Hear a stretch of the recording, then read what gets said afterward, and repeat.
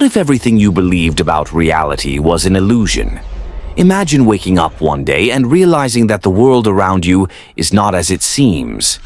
Philosophers have wrestled with this question for centuries. Are we truly free, or are we just puppets of fate? Today we dive deep into one of the most mind-bending ideas in philosophy, challenging everything you thought you knew about existence. Imagine walking into a room where a heated argument is already unfolding. Voices are raised, hands are moving frantically, and emotions are running high. One person interrupts the other, desperate to prove they are right. The other fights back, unwilling to back down. To an outsider, it looks like a battle of words, but beneath the surface, it is something much deeper, a struggle for power. And then, a third person enters. They don't raise their voice, they don't try to win the argument. They simply listen, they observe, and when they finally speak, it changes everything. The room falls silent, people lean in, and suddenly the entire dynamic shifts. This is the power of restraint, the power of knowing when not to react, a power that Nietzsche and many of history's greatest minds understood better than anyone. But why is silence often more powerful than speaking? Why do the greatest leaders, strategists, and philosophers use restraint rather than reaction? And how can you apply this principle to gain control in any situation? Let's dive in. Why people argue, the illusion of control. If you've ever been in a heated debate, you know the feeling. The urge to respond instantly, to defend yourself, to prove your point. But Nietzsche would argue that this reaction is a trap, a sign that you are not in control, but rather being controlled. Most people argue not to find the truth, but to satisfy three hidden psychological needs. Ego preservation, the idea that admitting you're wrong means admitting weakness. Social validation, the need to be seen as intelligent, dominant, or superior. Emotional discharge, the desire to release frustration and anger, rather than actually solve anything. What Nietzsche realized was that engaging in these battles doesn't give you power.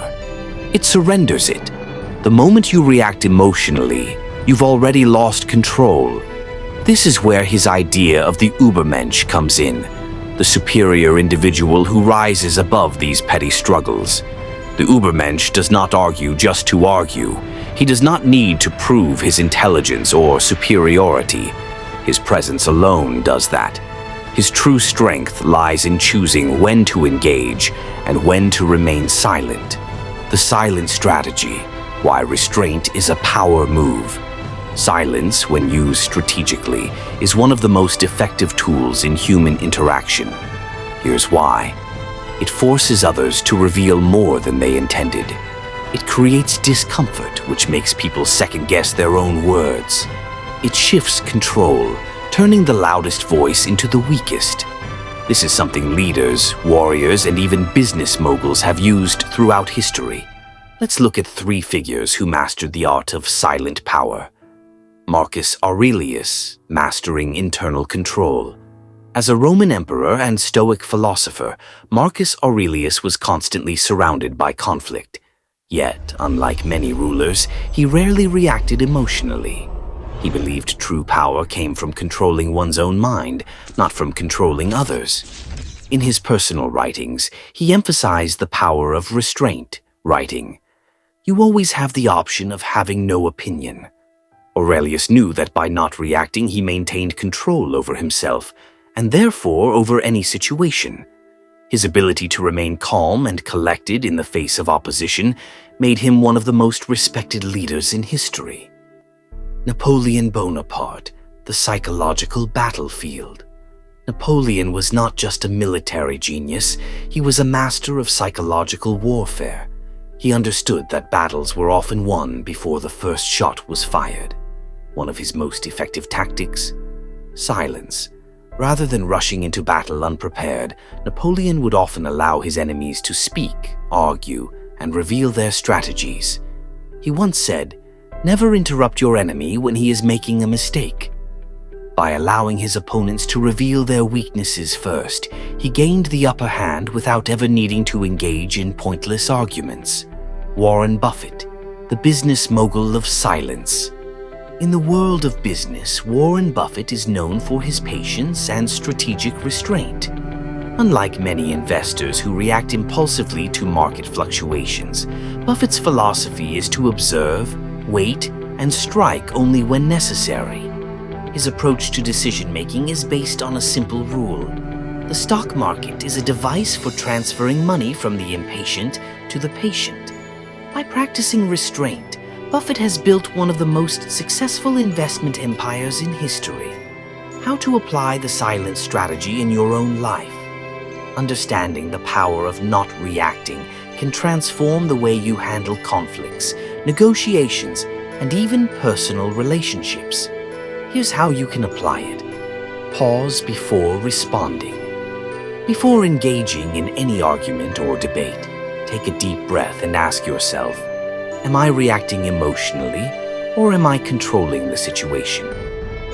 Often, simply pausing for a few seconds is enough to shift the power dynamic in your favor. Use strategic silence. Silence makes people uncomfortable. When someone expects an immediate reaction and doesn't get one, they often start to doubt themselves. Use silence to create space, force others to fill the gaps, and maintain control of the conversation. Choose your battles wisely. Not every argument is worth your time. Ask yourself, will this matter in a week, a year? If the answer is no, let it go. True power is knowing what deserves your energy and what doesn't.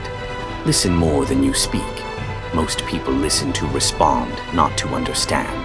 The most powerful individuals listen to gather information, to analyze, and to strike only when necessary. Conclusion: the power of restraint. The world rewards those who can control their emotions, who do not react impulsively, and who know when to speak and when to remain silent.